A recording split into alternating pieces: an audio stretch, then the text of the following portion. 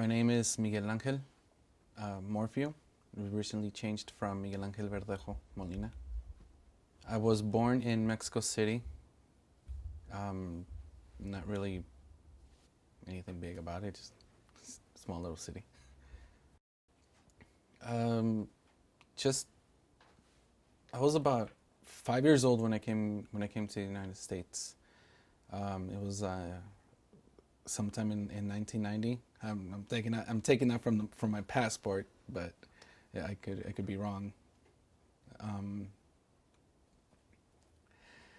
I remember coming out here to LAX. It was me and my mom. She had left us in Mexico before she just so that she could settle down. Then went to go pick me and my sister up. When we arrived to the airport, I remember looking out the window. It was very different than what it is now. I don't remember seeing the big, flashy, colorful lights that they had, the rainbow-looking thing going on. I do remember very specifically that we actually went into the airport and immigration just wanted to get us out of there. And the reason why is because we had been waiting for a while, and throughout that time, my sister, being the Tasmanian devil that we call her, she was about one years old, and she had rounded up a bunch of other little kids, and there was like this hill where you could see the airliners, but it was kind of hilly. So she'd run up all the way up there, and she rolled down this little hill. So she ended up ganging a bunch of other little kids to do it with her. So with all the commotion, all that stuff, immigration is like, we need to get these people out of here.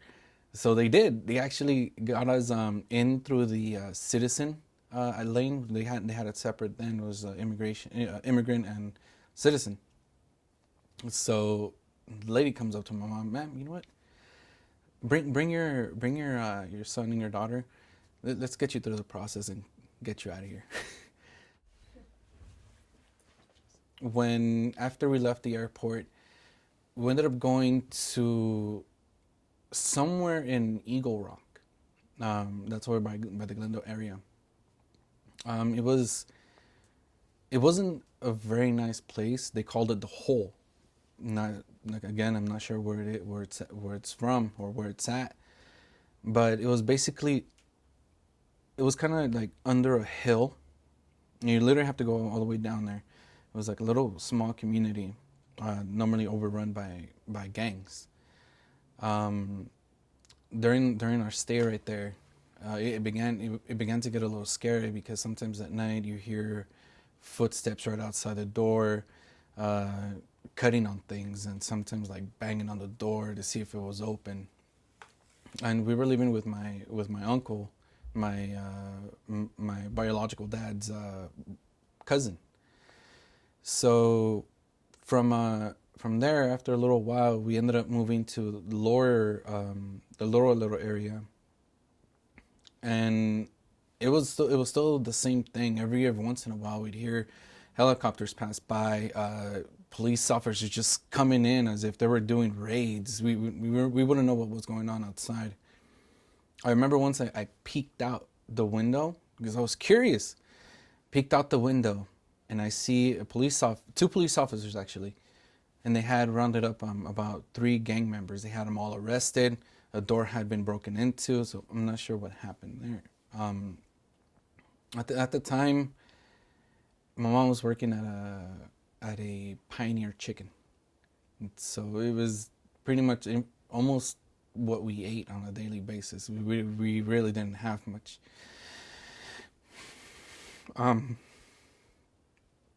It was an experience when coming here as a child, and then we moved out of the hole finally to the actual Eagle Rock, and from there, I guess I could say that it didn't get any much prettier because at least we were away from all the drama from the nearby neighborhood of the gangs and all that.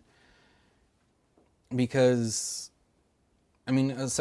aside from walking to school, which was kind of far, A lot of problems started to rise within my family. There was a lot of a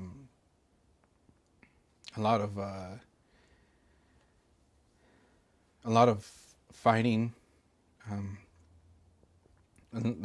Most of the time, I would try to protect my sister as much as I could, but we stuck through. You know, me and my mom, and my sister stuck through, and as the years progressed, uh, the more aggressive things got. The whole area was different. Also, there was a lot more racial tensions at that time. Uh, we'd we'd be able to go to the store, which was back then it was Albertsons. Sorry, it was a Lucky, which converted into Albertsons years later. We would be able to go to the store, but the minute you walk into the store, you feel like everybody just looking at you like, oh, what's going on? What is this person here to do? Kind of looking like, relax. We're just here to buy food. But even throughout the time, it was hard. It was strange. So we made a lot of friends, and you'll be able to see the changes that started happening little by little. And the streets went from like being deteriorated, and they started trying to make it nice as much as possible. Remember the babysitter that we used to stay with? She tried to help us out, but that didn't work out. I immediately saw into her, I guess I could say, her little BS. But it was a nice time being at least with that babysitter, because you had a chance to be with someone who spoke your language at the time, and you were also able to pick up certain things here and there, especially because you're still trying to learn the language. And so I would say, like, in a matter of 2 years after being here in the United States, I ended up picking up the language pretty quick. My sister, on the other hand, she still had a little trouble here and there. She would watch a lot of TV, but you still had to help her out. Like, oh, but what does that mean? Well, okay, ¿qué es lo que está diciendo? So I would help her out also. I started going to school in that same area. It was called Delavan Drive. Um, Started in It was very strange because the language was different. I didn't understand anything, and little by little, you started picking up things here and there. I went from being the smart kid like I was in Mexico to the little, I guess you could say the one who needed special attention. So it was a little horrific. Kind of scary too, because you don't understand the language and you're trying to catch up. So you feel like you're not smart for not understanding this. So that kind of stuck for a while. There was still a lot of racial tension, mainly because the school was starting to become a little diverse. A lot of the teachers would try to push the out of the country on one side, and then the whites on the other. But that kind of quickly disappeared. You know, you saw a lot more teachers wanting to help. Teacher transitioned in and out. Although the one that I do remember was the principal. I became a little bit of a troublemaker in school at that time, and it got to the point where my mom actually went over to the school because supposedly I was made the exclusive troublemaker. So she went up to the principal and she told him, like, you know what, you racist, da da da da. It's about time that you probably get your head out of your racial stuff and leave the kids alone, because they're trying to learn. You know, they're all trying to progress, and you're over here trying to demean them as if they were criminals and so on and so forth. Well, it turned out that after the little argument that my mom had with the principal, one of the staff inside the school overheard all of this, and they told my mom, like, you know what, Senora, we thank you for what you did, you know, because none of us had the courage enough to do that. But now that you know, I think a lot of things are going to change, because the actual district manager for the school, or their superintendent, was there. And to hear all of this We ended up finding out years later that she actually got removed that same year. My parents divorced, and we were sent back to Mexico. My mom had fallen into depression. Um, it was a little hurtful when we went out there because we really didn't know what was going on. And throughout the time that we were out there in Mexico, we went to school. Again, you can feel a little bit of a racial tension, mainly because me and my sister both already spoke English well enough to completely understand everything that was going on. And it came to one point where one of my teachers in Mexico actually said a word in Spanish. He was talking about the seasons. And I had told him, like, you know what? Like, I don't think the seasons are correct. And he's like, well, why? Because I'm like, this season, I don't know it in Spanish. And he's like, well, didn't they teach you Spanish over there? I'm like, no, dude, it was all English. He goes, you don't know anything. Get out of here. What? What do you mean I don't know anything? Come on. So even with that, knowing that you're from the same country and this teacher just completely demeaned you because you know another language than that he doesn't understand. Even the kids there at that school were also the same thing. During that time, I think it was around the time where this whole Dragon Ball started coming about, and they were posting it on magazines. And in one of those magazines, one of the kids was like, "Oh yeah, you know, look, I don't know who this guy is, but it says Goku's son." And then I guess he must be like a brother or something. I go up to the kid, I'm like, "No, you know what? That's Goku's son doesn't mean it's his brother. It means that whoever Goku is, because I didn't know what they were talking about then. Son means hijo, son." And he looks at me, he goes, "You know what, man? You're stupid. You don't know what you're talking about." So on and so forth. I'm like, all right, fine. I guess I am stupid. And but little by little, the teacher started realizing that, you know what, it's not that it really wasn't my fault that I didn't know much about Spanish, because I mean, coming to the United States from when you were 5 to going back to Mexico just around the time when you're about to become 13, you know, you forget a lot of the language. So here I am trying to be this person who knows 2 languages, and yet I'm getting racial tensions from here in the United States and the racial tensions from my own country. It kind of puts you, okay, well, where do I belong? You know, you feel like you don't belong anywhere.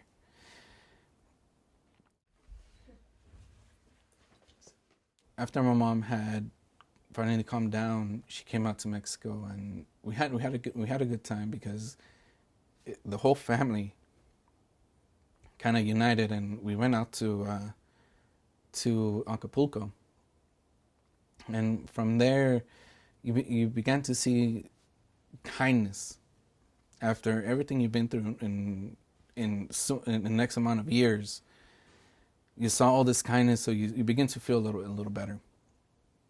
Because then we came back here to United States, and this is around the time where they were trying to do the immigration reforms and trying to help people become citizens. But we couldn't qualify. We came in through the border, and I think this is what helped us out when we became residents. We came in through the border, and the lady at the immigration line, she looks at our passports, doesn't stamp it, but says, "Oh yeah, you guys just go in, I don't know, whatever." So we took a bus from San Diego. We took a bus all the way to Downey, and luckily the bus driver said, "Oh, yeah, you know, I could drop you guys off at wherever it is that you guys are going," which I found kind of strange, but yeah, he's probably just trying to help out. He dropped us off, and at this point, after my mom's divorce, she ended up moving to Downey.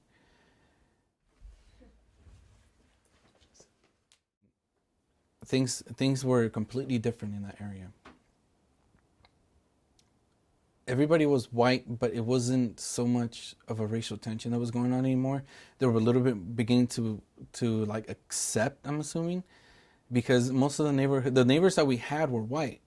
The neighbors after that were also white, and after that they were white. and then you started getting like the little Hispanic homes. So you began to notice that difference. Even when I started middle school, again coming from Mexico, and I'm thinking, I'm like, oh my God, I'm gonna have to go through the same thing, racial tension, and so forth. I was scared. I don't want to go to I want to go back to school. But luckily, everything I couldn't believe it. It's just within that 1 year time lapse, a lot changed. I went to Pioneer South Middle School in Downey, and from there, you saw all the diversities, everybody conversing with each other, whites with Mexicans and blacks, so on and so forth. So it was nice. It was nice to see that. But even then, you still had the old school, I guess, some teachers here and there that still didn't accept the whole diversity thing going. They still try to ridicule you as much as they could. Just a couple of months after middle school, I ended up getting my little diploma. Oh yeah, hey, here you go. You can transition to high school. This was kind of fun. The entire 8th grade, I guess we all just went we all went crazy. We started getting eggs, toilet paper, shaving cream, everything. It was just crazy. Police officers were there, but they're just celebrating that they moved on to high school. Just leave them be. So what I did is I folded up this little diploma, or whatever you want to call it, and I put it in my pocket. So after getting all wet, getting shaving cream everywhere, luckily I was able to dodge all the eggs. So it was cool. I ended up meeting with the last few people that I wanted to hang out with from the gang at a park.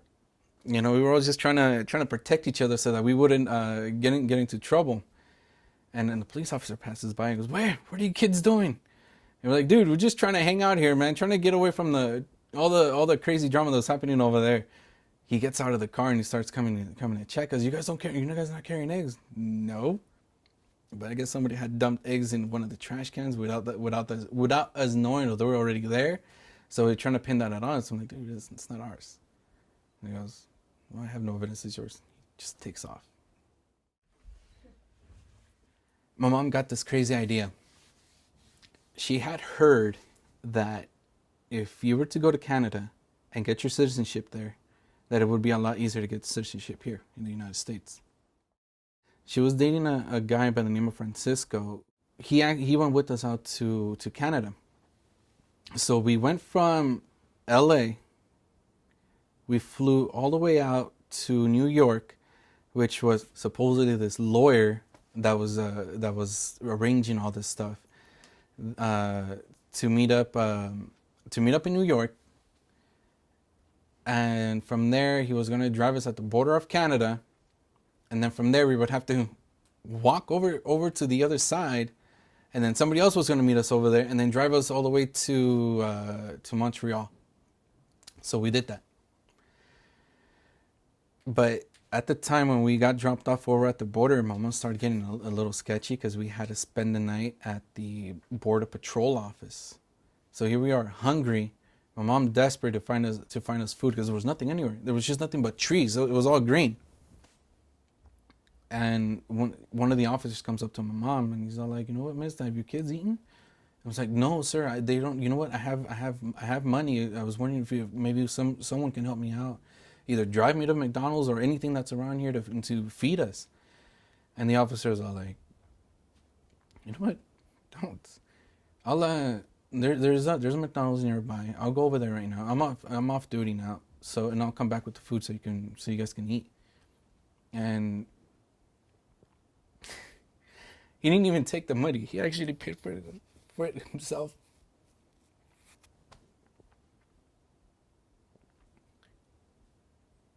So from there, the next day, they took the immigration office at Canada took all of our information to begin building a profile, and we met up with this so-called lawyer in Canada. This guy was really raggedy. He came with a white shirt, just like the one I'm wearing now, and like these, I guess you could say they were like kind of like suit pants, but they looked more like sweatpants, and with tennis shoes. He picked us up in his nasty old van and drove us out to a YMCA out there in Canada, in Montreal, which was strange because I remember from being in Downey that the YMCA was a place where you'd go and exercise and so on and so forth. But out there, the YMCA is completely different. It was more for like for refugees. That's how we came in. We came in as refugees. So they took down our information there too, and they told us that we were going to stay there until they find a suitable place for us to live, just until the whole transition with the paperwork with Canada would happen. And we did. I ended up staying in the room with my mom's boyfriend at the time, my sister with my mom. And throughout that time that we were there at the YMCA, again, you begin to see this beautiful thing going, because now it's just me, my mom, and my sister, and this guy, which really didn't consider him as anything. And we started having a lot of fun. We visited so many places out there because this place it was magnificent. We visited the Cathedral of Notre Dame, which was like a smaller version from the one in France. Very beautiful. And it was the first time I've ever seen a homeless person shower in in a water fountain right there. And I'm like, what is this guy doing? But just nobody was saying anything. They weren't shocked. They weren't appalled. Nobody was approaching this guy. Hey, what are you doing? Everybody was just like, whatever. Just like a normal day thing. Like, okay. And then winter would come, and we went back to the same area just to see it. And you could see I guess it was the sea from the Atlantic Ocean. And so I ended up getting a little curious. I'm like, you know what? I wonder how thick the ice was. So I told Francisco, I'm like, hey, you know what? You're stronger than I am. Can you pick up this rock and just toss it over to the other side? And he started having fun with me. Like I was picking little small rocks, and like nothing. It was like shooting the bullets to a freight train. It was doing nothing. But he picked up this big one and he dropped it, and it penetrated. And then you hear the ocean just begin to crack the ice. You hear the in the distance too. It became a little scary. Like, oh, God. Let's stop this. This is kind of scary.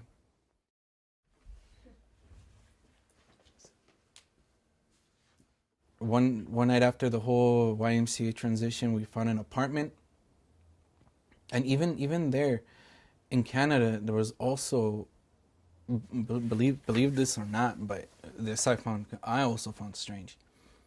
Over in Canada, the racial tension was nothing compared to here in the United States. They had no issues with their own skin, with white, or anybody who had black skin or brown skin. They didn't have it.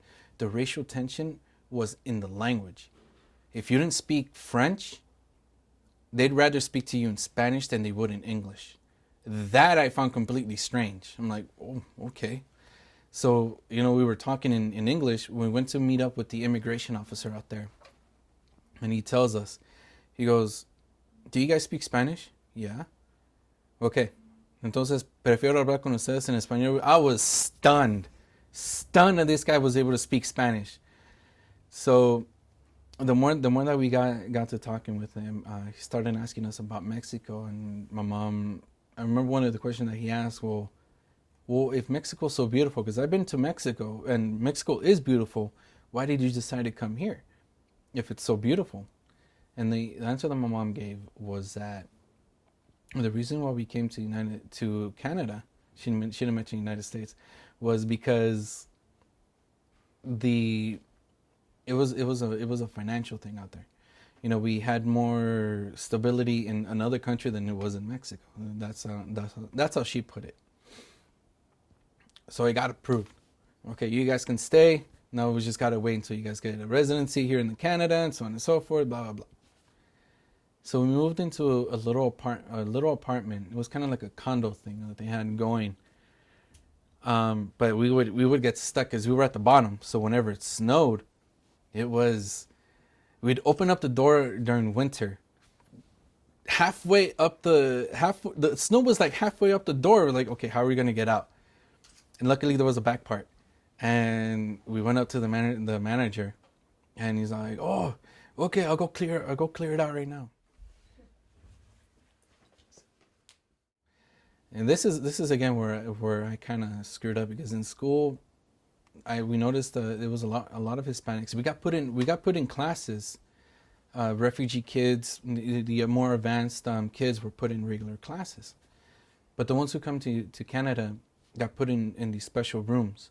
So it was your French teacher and a room full of diversity. Just there was I remember seeing someone from Pakistan, someone from Africa. There was Chinese, Japanese. It was me who was from Mexico, and I met one other person that was from Mexico.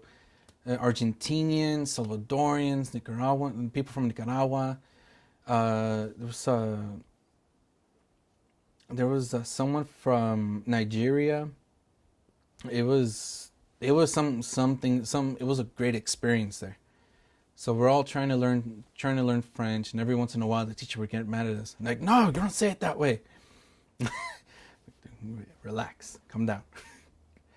you know. And learning French was actually pretty fun because they had this little green book. It was about this thick, and in that book they had all types of verbs with accents, the way you say it.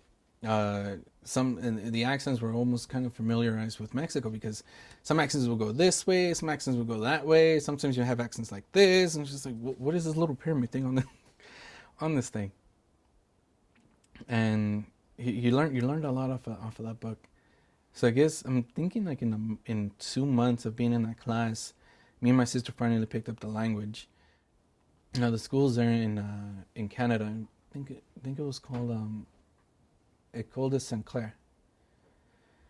The PE system in the school is completely different here from the United States. Over there, you got taught everything, and the way it worked. Let's say you start off as a freshman. They teach you volleyball.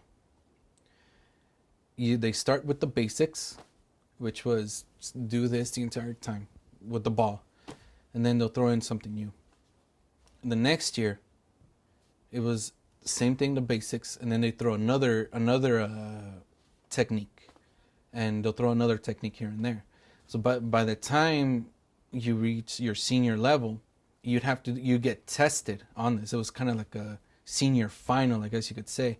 The teacher there told us, you guys need to get this down because when you become seniors, there's going to be a lot more. You're going to get tested on all of it, and it's going to start with what you're learning now. So that kind of scared me. I'm like, damn, you know what, dude, this is kind of boring. Volleyball is boring to me, and you want me to learn this? Like, I don't know if it's going to happen. But they taught you everything, just kind of like here in the United States, where they throw you a ball and here you go play. Over there, no. Over there, you had to get down the technique. You had to write it down on a notebook, and then you had to practice it, and then they'll test you at the end of the semester. And it was on different things too. Swimming, soccer. They were trying to teach us on baseball and football, but never happened. Luckily, never happened because my mom ended up getting the crazy idea. She was fed up of Canada. She wanted to go back to the States. And so we did. She met up with some friends that she had made. And one of these friends agreed, and like, oh yeah, you know what? I could take you past the border, take you wherever you guys need to go, and so on and so forth. And her boyfriend knew someone in Detroit, so this guy drove us all the way from Montreal, all the way to Detroit. And this guy was funny, because at the end of the trip, by the time he dropped us off over at in Detroit, he's all like, "You sabe qué, señora? Yo me enamoré de usted." And the guy was married. Like, dude, you fell in love with my mom and you're married out in Canada? My mom looked at him and he's all, you know what? Just drop us off here. We're good. We'll go. Thank you very much for your help. Goodbye. And from there, we didn't enroll in school or anything in Detroit.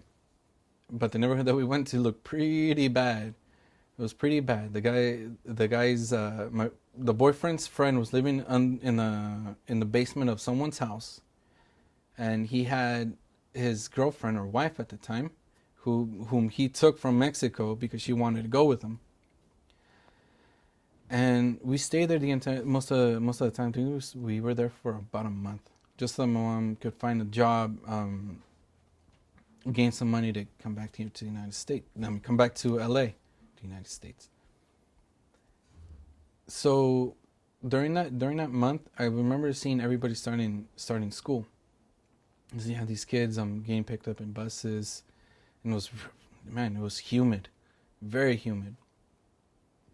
And finally, after she gained the money, the boyfriend decided to stay in Detroit, and I was like, thank God. And we came back here to LA. We actually arrived to LA, stayed with a friend for about another month, and then we moved back to Downey. My mom ended up finding an apartment back in Downey, and then it was throughout this entire time that my mom told me that when she first arrived here to the United States, along with my biological dad, they came here to Santa Ana, not even knowing this. I'm like, oh my God, you guys were here in Santa Ana? And she's like, yeah. She says that she remembers a lot of right here in Main Street. She said that it was completely different back then. That they had met someone who lived in the nearby neighborhood right behind the Pep Boys, who allowed them to stay there for a while until they gained their finances to find their own place. So anyway, we moved back to Downey, and now things are completely different. Now I'm in high school. I started like in the middle of the second semester, and they had the teachers were all kind of like wanting to find out more about Canada. They were kind of like, okay, it's kind of strange. Again, strange. But the teacher that favored me the most was the French teacher. I was able to have conversation with this guy, and everybody in the class would be like, "What are these two saying?" But I ended up losing most of the French that I remember. I could still read it and understand it, but when it comes to talking, forget it. I wouldn't even understand myself.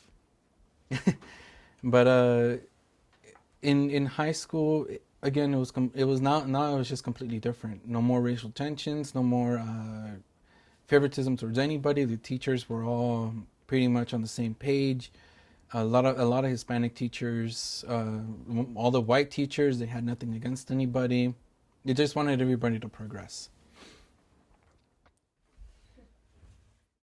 I talked to a lot of this is just the one little group that I used to hang in, and it was funny because I met this one kid who used to bully a lot in middle school. I met this kid just happened to come to Warren High School in Downey from out of the blue. He was only there for like a week or so, and he comes up to me. Now he's being bullied by three other kids, who I guess at the time were also gangs, but I didn't recognize that as a gang because these guys were like, they had like their baseball caps like sideways, and they had like these loose checkered shirts, and like, dude, what are you guys? And so I saw this. I turned around and I look at the corner, and I remember seeing the kid. And I'm like, I can't believe it. So I go up to him and I step in front of the kid. I'm like, what's you guys' problem with him? He goes, oh, this is none of your business. I'm like, no, I'm making it my business because I know this kid. So what is your problem? And he goes, oh, you know him? Yeah. What is your problem? What is that you have against him? It's like, oh no, we just want to mess with him. Like, I don't care. No, you're gonna mess with me now. And they're like, well, you know what? Never mind. I'm like, it went from three kids, these idiots, but they all backed off after I stepped in front of them. So this kid turns around, he comes up to me and he goes, hey, you know what, man? I remember you from middle school. And he's all like, thank you. I didn't expect you were going to do this. I thought you were going to bully me just like they were doing. But and seeing this, it really alleviated a lot of what you did. I'm like, you know what, dude, don't even worry about it. Just if anything ever happens again, come hang out with me. You'll be fine. I never saw the kid again. I remember the kid, he was having a lot of problems too when he was in middle school. So it was hard not knowing where he went. And then came graduation. I went from being the little dot on the radar to coming to senior year. All of a sudden, everybody knows you, and I'm turning around like, I don't even know who you are. How do you even know who I am? So it was a very emotional senior year because I was still in a space in my mind where I felt stupid from everything that had happened, to my counselor telling me, he's like, I don't understand you. Your grades go up and down. I've never seen anything like this. And he goes, but look, he's like, you're almost out. There's a couple months left.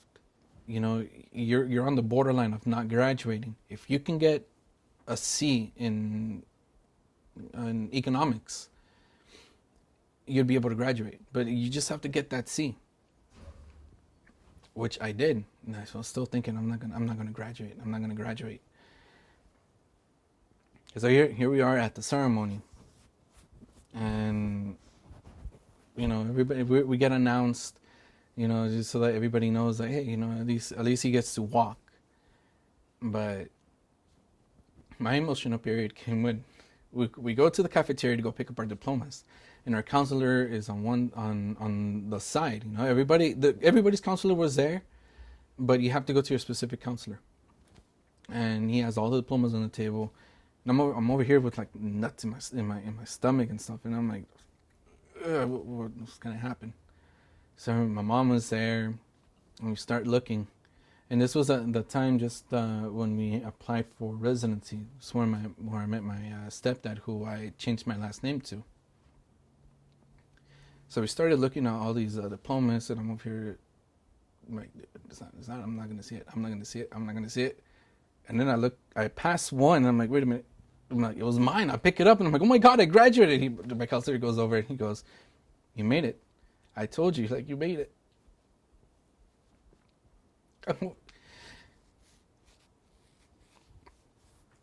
Some of the friends that I had in high school, they were like, oh, dude, you're going to come to summer school just with us, just the same as us, you know, you're not going to graduate.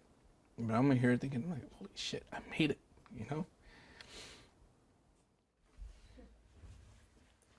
Things were starting to take to a turn. We had applied for citizenship, and it was costly. I didn't know what I wanted to do for school, and so I went to Cerritos, confused on what the counselor told me. Instead of giving me this road, he gave me this big old package up in my head of, okay, what class am I supposed to take? So I'm like, you know what? I'm just going to take a year off of school and think about what I wanted to do. And the next year came, and I still didn't know what to do. So my mom had talked to a friend of hers. She was a stone setter at the time in LA. She found me a job running errands for a company called Wedding Rings Unlimited. And the only thing that I did was answer phone calls, find out how much other prices were on a certain ring, and sell them in a large scale. No commission, no nothing. I was getting paid on the table, and I was getting paid about $500 a week. Okay, not bad. So I started doing this for a while, and then I got fed up with him because his brother he was just dumb. A lot of things he would say, I would look at him like, really? You do understand you're not making any sense right now, right? This is going to hurt your brother's company, and you're not going to gain anything from it. So I got tired of it, because then I started being the bad person again. So I left. And this is about already the time I was like, you know what? I really do need to go back to school. So I went back to Cerritos, but here again. Went meet up to a counselor, and I was in a pot this big of classes, not knowing what to do. I'm looking at this class, and I'm like, oh Lord, start with the basics. took math and was really bad on math. In English, found out I was really bad in English. I had to start not like the very low, but somewhere meet up in the middle of college classes and regular classes. And I don't remember what other classes I took. So as time progressed, my sister, my mom actually needed help with payments for the lawyer for our application for residency, which was ridiculously expensive because just the application alone was $650. So now here we are applying for 3 applications. It was costly. So I put myself back to work. I started working as a dishwasher at a local mom and pop restaurant, which is called Norm's Famous Hamburgers. Started as a dishwasher, and within 4 months, I went to cook. So I worked myself from dishwasher, prep cook, to cook, just because they didn't know what to do with me. They were like, "You're doing everything so fast. You've organized here. You've organized there. We don't know what to do with you." Okay. He goes, "You know what? One of the guys is leaving. We would like to see you cook." All right, cool. I'll do it. And I did. So then finally, after a while of doing this, it was time to go back to school again, which I did, and I was still working at the restaurant, going to classes.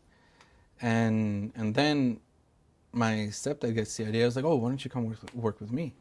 You know? But the hours were scattered everywhere. I'd have to go to work sometimes at 3 in the morning, sometimes at 5 in the morning, sometimes at 2. I get back home and I was too tired to go to school.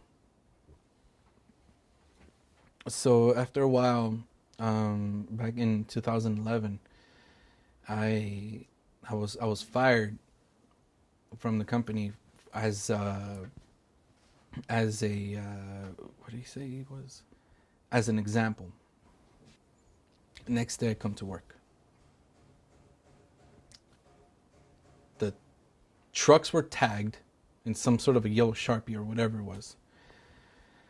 There was tire marks on the new asphalt they had just laid down. Beer bottles here, broken beer bottles over there, beer cans over here on this side. It was just a mess.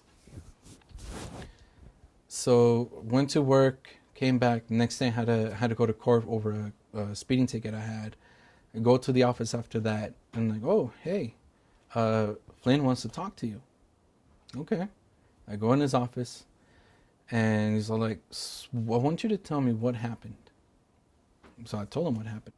He goes, "Is there anything else you'd like to tell me?" "No." He goes, "Are you sure?" "Yeah, no." And he goes, "Okay. Well, you know what? Just to let you know,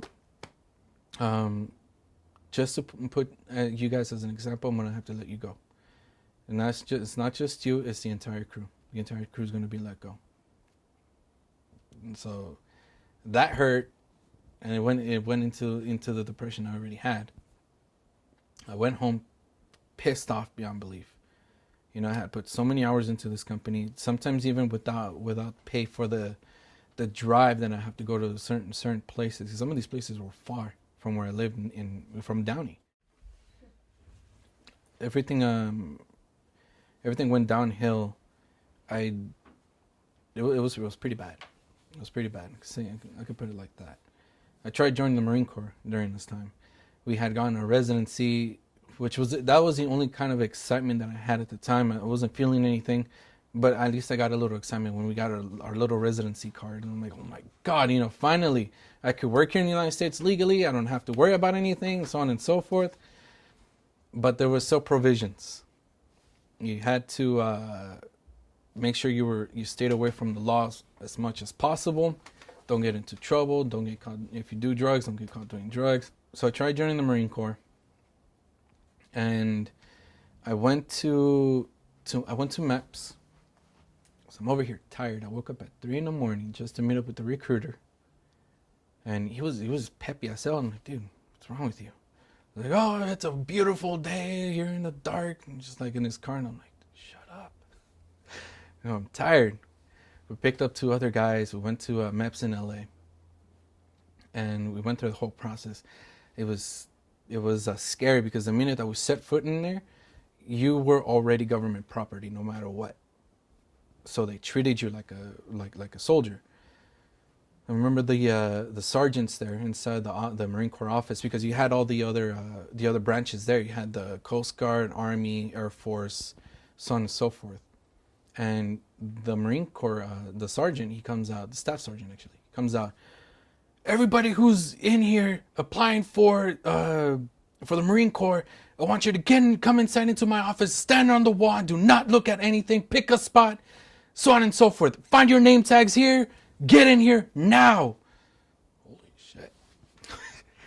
So I completely missed the whole name tag thing.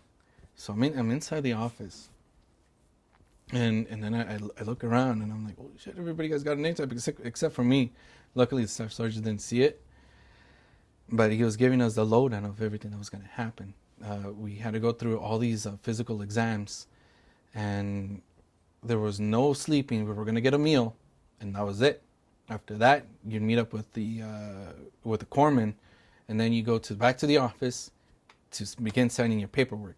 So he goes, it's going to be a long process. So all you, I don't want to say the word, are going to have to stay awake. There's no sleeping allowed in here.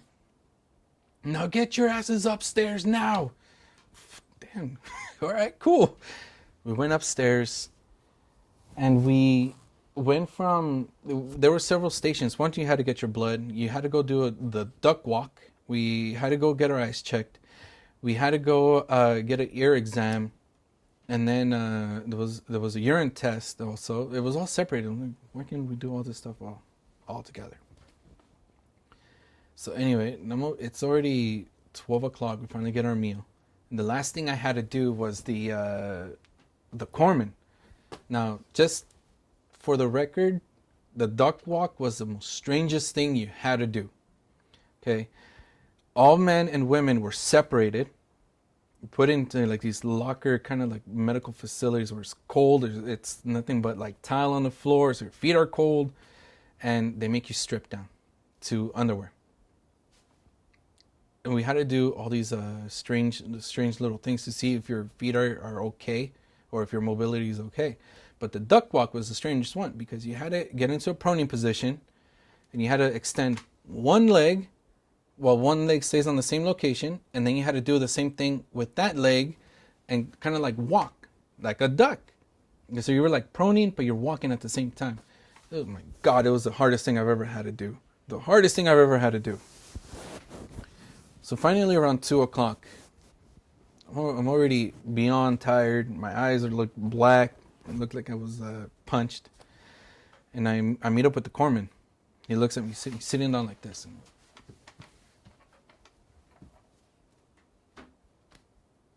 come in, I sit down. So, well, it looks like everything checks out. So you wear glasses, huh? Yes. Where are your glasses? I was told not to bring them. Okay. Well, your eyesight's pretty bad. Well, duh.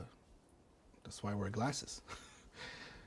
And he looks at the folder again. He goes, "Oh, I'm sorry, but your eyesight are so bad. I'm gonna have to reject you from joining." Big ol' stamp, rejected. I was like, I went from a state of like, I'm like, oh my God, I'm gonna do something with my life here, to back to this hole again.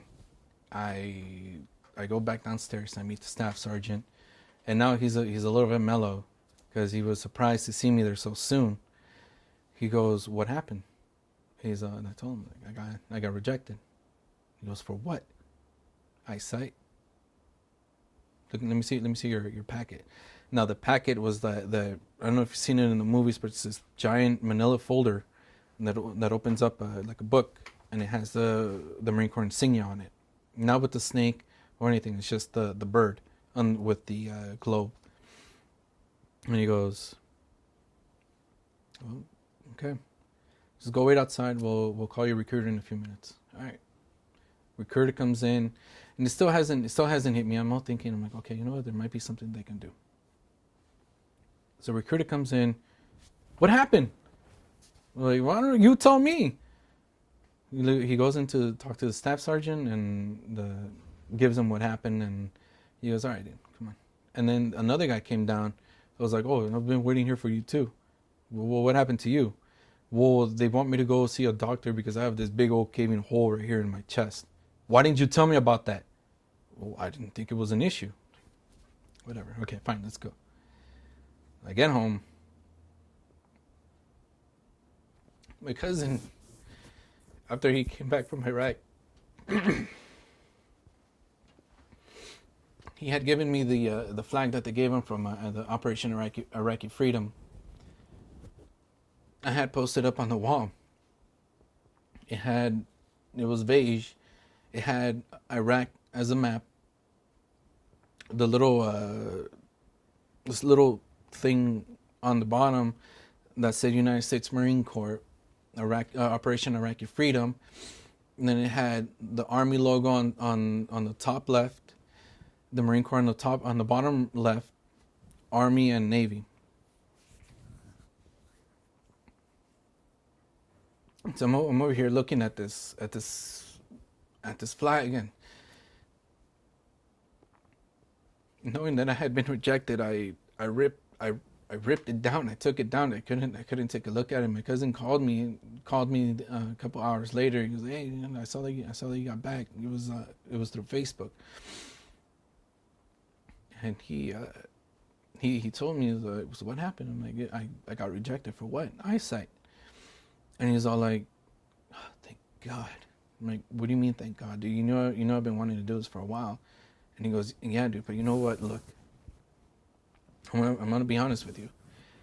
It's not how you picture it. It's not all the things that you have to do, all the people that you make friends with, you lose, and some of those times you're trying to save them at the same time and you lose them." He goes, quite honestly, I didn't want you to go. I didn't want you to do this. This is not meant for you. I'm giving you this as not as an advice, but as a life-changing thing. Don't do it. So I go, I'm like, all right. But in the entire day, I was so mad, and I had gone through all of this, and ended up getting rejected. So it just, again, it took me back to the time when you feel all that rejection. You're like, damn. So I let it go. I let it be.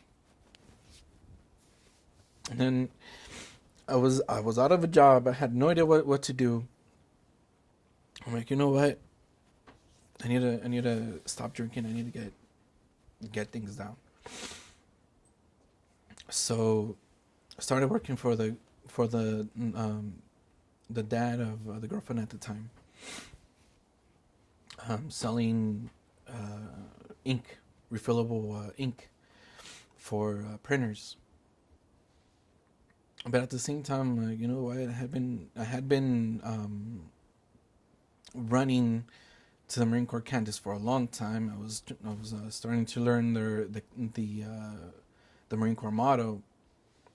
I'm not going to stop, you know, because I would still go work for this guy, and it was a constant thing that I was thinking. I'm like, damn, you know, I got rejected. I got rejected. So I ended up calling the recruiter because there was something that they could do, and I told him, like, you know what, I want a separation from joining. He goes, you know what, don't even worry about separation, because I mean, you got rejected anyway, so there's nothing you really need to do. He goes, just go ahead and do what you need to do. All right, cool. So I enroll back to school, and as I'm still working for this company, I think it was called Refills for All. And I'm like, you know what? I wanna do a little bit of engineering. So I took an engineering class and an English class. Now I'm at English 100, and I did perfectly well with the other classes before. Math, still, gonna start from the bottom. Great. And I enjoy the engineering class, but the math at the end, he tested us on some sort of a math that I didn't understand. I ended up getting hired with G4S, and it was the first time I set foot here in Santa Ana. I had started at a post in Santa Fe Springs, and I came here to Santa Ana, and I started working here at the Santa Public Library. It was the first time the first time I was here. I looked outside and I was like, "What in the world did I get myself into?" I was scared at the time. I'm like, "Oh my god, these guys are gonna eat me alive." And I was just here to cover for the office, the security guard that was here at the time. Was here to cover his for him, and I'm like, okay, you know what, I could do this. So when I was here alone, I was telling these people to wake up, and I get these big people yelling and screaming. I'm over here like, dude, I don't know what to do. My heart was racing. I still in depression. I didn't know about. And so I was like, okay, you know what? I'm just gonna make it through the weekend. That's it. I'm not gonna get eaten alive. I'm just gonna let these people be whatever they are. Cool. Just stay awake. Whatever. I finally got out after that week, and then I get a call back about a month or two later. Like, hey, we need you to be on standby because the guy's threatening to quit. God, okay. So I came back, still scared, still depressed, not knowing what to do. Still getting new to the staff members here at the library, and I got stuck here. Well, it was not more like I got stuck here. I volunteered to get stuck here, I guess. I told the supervisor, I'm like, you know what, man, I'm making a little bit more money than I am over there. I'll just stay here. Are you sure? I look around again, and I'm like, sure, why not? But it was here in Santa Ana where things started finally going the right way.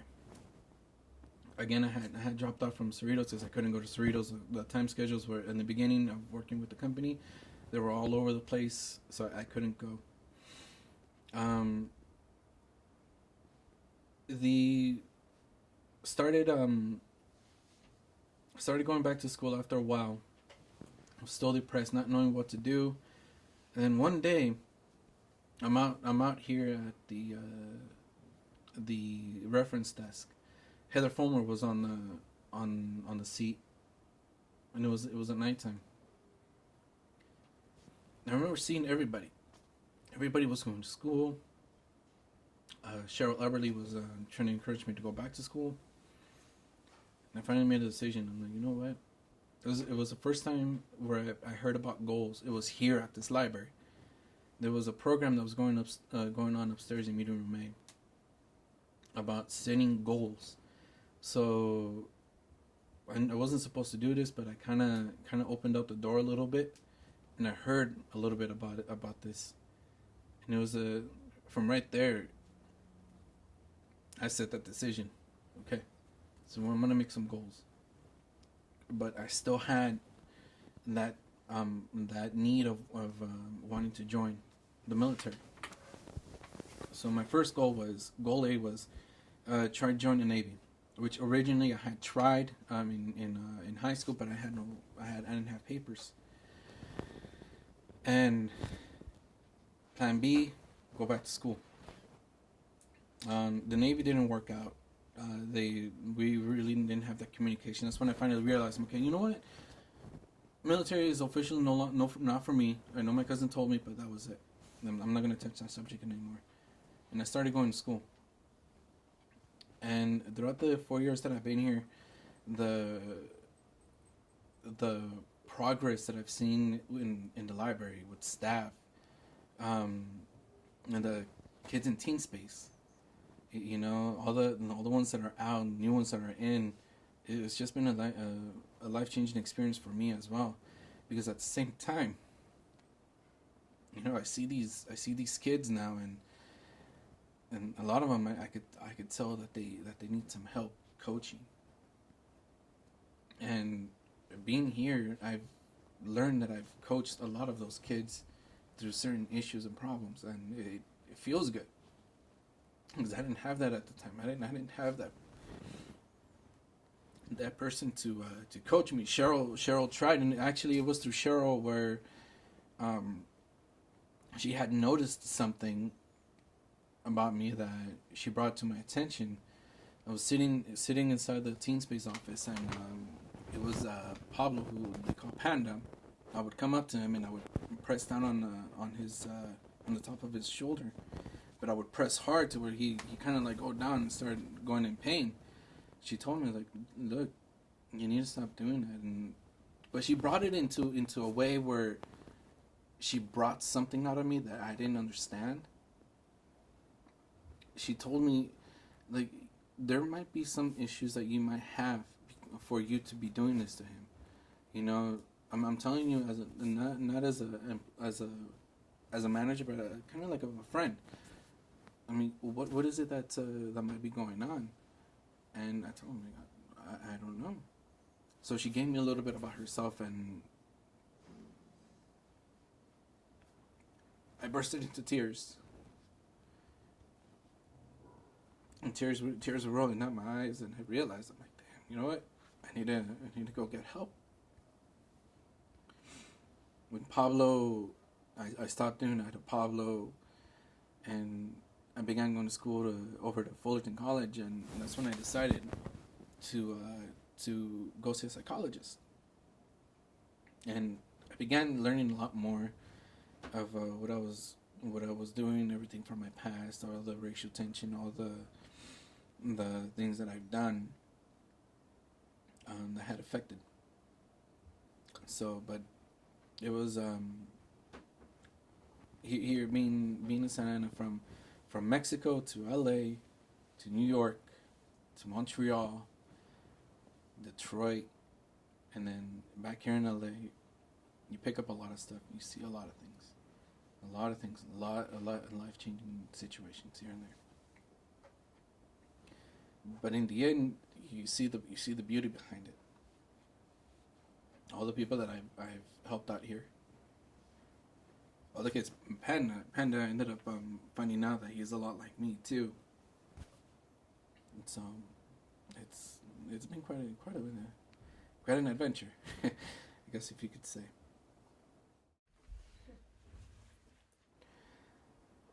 I honestly don't even remember taking my passport picture. The only thing, well, here's a memory. Just by looking at this, I remember going to some building. Now, I want to say it was a church because it felt a little bit like a church, but I don't think it was a church. I don't remember much of my childhood because of everything that happened. But I was with my grandfather and my aunt because my mom was here in the United States already. And it was scary because I honestly don't even remember why it was scary.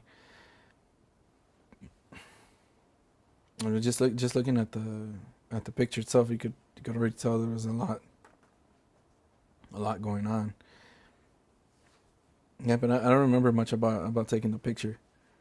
Just that I was with my grandfather and my aunt. But I do remember after this happened, we had to go to a doctor to go get blood drawn for I don't know what. And I remember getting stuck by it, and I was like, of course, I didn't. I'm just looking at this thing, and I'm like, you look at that like a kid, and you're just like, what are you doing? And my sister cried. My sister definitely cried. She was a baby then. But much that I could remember about the picture, that's honestly the only thing I could remember. Yeah.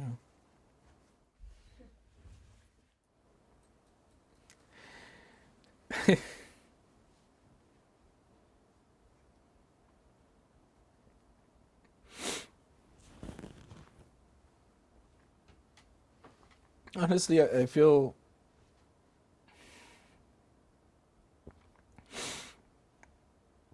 like it's an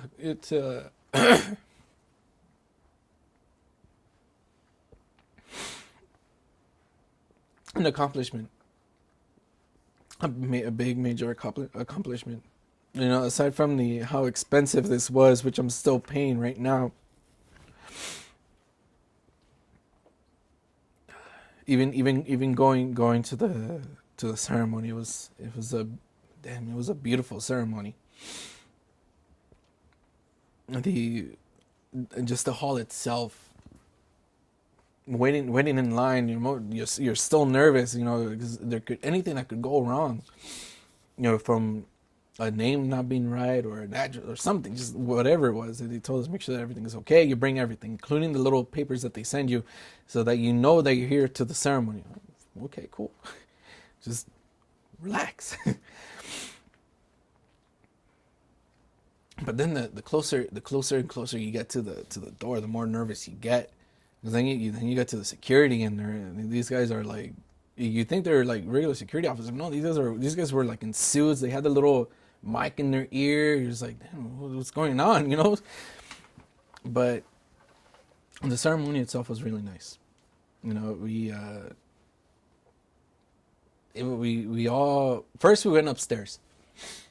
Okay, we went upstairs. We had to fill out this little form, you know. Then you go inside, and it was a big room. It was kind of like, it was like a big meeting room, and it was beautiful. There was the drapery, the pillars. It was a beautiful meeting room, and inside this meeting room, there was tables all around, and behind these tables there was all these immigration officers. So I go up to the immigration officer, and he looks at me, and I'm over here thinking, "My great, I'm gonna get rejected for something else." But he looks at me and he goes, "What's your name?" Miguel Ángel Verdejo. Okay. Do you have your forms about you for the invitation for the ceremony? Yes. Okay. Now, then he starts to ask you the same questions that they ask you at the test. Oh my God, I'm just thinking about the test.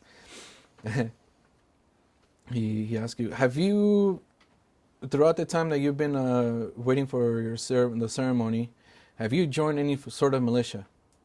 No. Have you joined any terrorist group? No. And there were several questions, but these were the questions that I found so stupid. Like, who in the world is going to tell you if they joined a militia or terrorist group? You know. So he stamps something. Goes, okay, go downstairs to the hall. All right, cool. Everything okay. You go inside this hall, and everybody has to form like in line. You kind of feel like you're like in the military a little bit, because everybody's telling you where to go. Make sure you don't have anything on you, so on and so forth. The only thing I had was my phone. So then we're sitting there, and I'm like a couple of rows just right in the center from the main stage. And there's 3 tables here and 1 here, and then the podium. So I was just waiting, and I started looking around. I'm very curious in the room, and you see a lot of angelic, like I think it was like wallpaper. And I look up, and you know, I don't even remember what was up. And the only thing I was like in shock. I'm looking up, and I'm like, damn. You know, you feel like you're in like one of those very expensive concerts, you know, where only like exclusive or very rich people go to. And it was really nice. And then they start everything, and you can tell it's a judge that comes up, and you're like, oh, okay, well now we're gonna be judged. But it was nice because we all had to stand up. We had a They had a little paper. And we had to state the oath of allegiance, da da da, so on and so forth. And then the judge himself, he's having like a lot of laughs with us. He's telling us that this is what was cool about about this judge. He was telling the entire everybody. There was about, I think, 5,000 people there. 5,000 people in this one little hall. And he tells everybody, I've been to many court cases. I've been to a lot of them, a lot of divorces, a lot of crimes that I've had to judge. But one of the best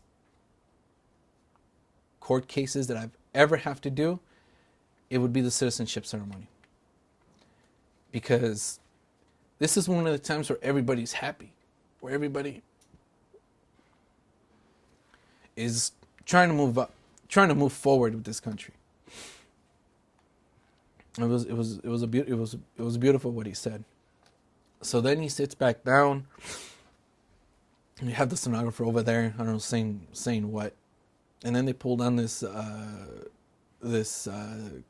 screen, and we're over here thinking, oh, we're gonna get to meet the president, so on and so forth. No, it was a video with the president right there, again telling us how proud he is about us reaching to this point of citizenship and so on and so forth. So finally, this whole thing ends, and it was a beautiful thing.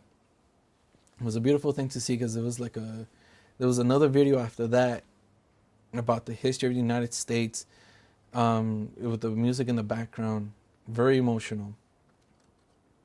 So then he goes, okay, well, does anybody have any objections of moving forward with this? One other person stands up and she says, like, well, no, sir, but we do want to pretty much saying that anybody who needs a name change, not to forget about that. So he says, well, I approve this day forward, anybody who has a name change, and that from this point on you're going to be presented to that name. And he goes, everybody stand up.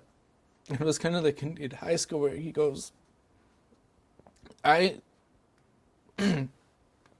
under the due process of law, I hereby pronounce you citizens of the United States. And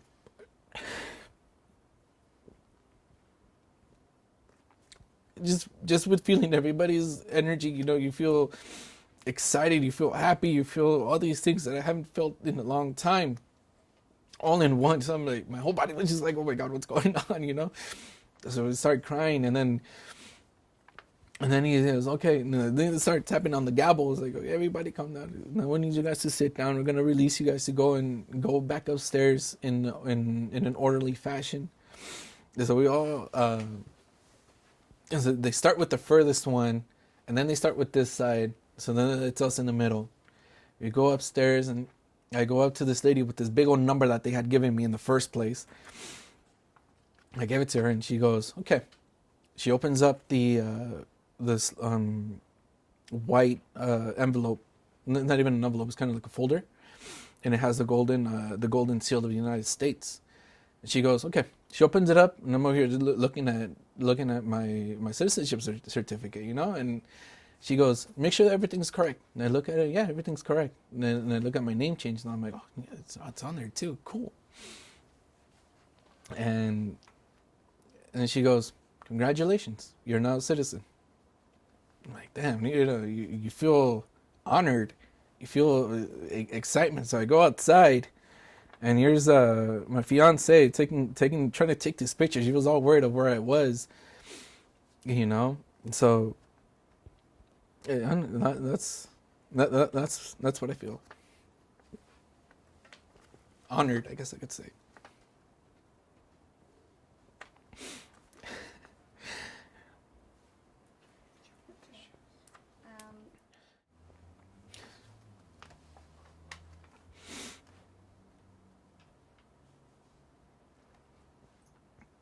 I could tell my younger self of my migration story is that,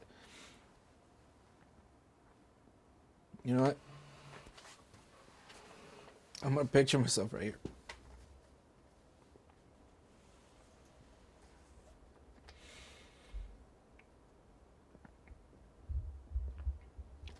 look at this. It's going to be a hard road. You're going to go through a lot. But just know that at the very end, everything's going to be all right.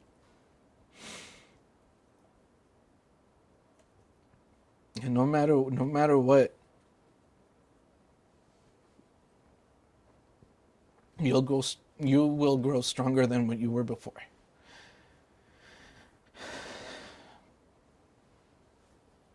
That's what I could tell him.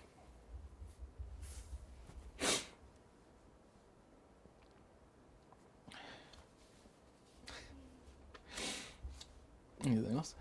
Do you guys have any questions?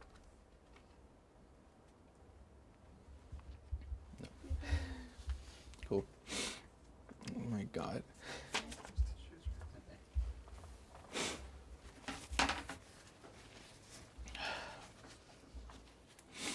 I told you it was going to be emotional. Thank you for sharing your story with us. You're welcome. Man.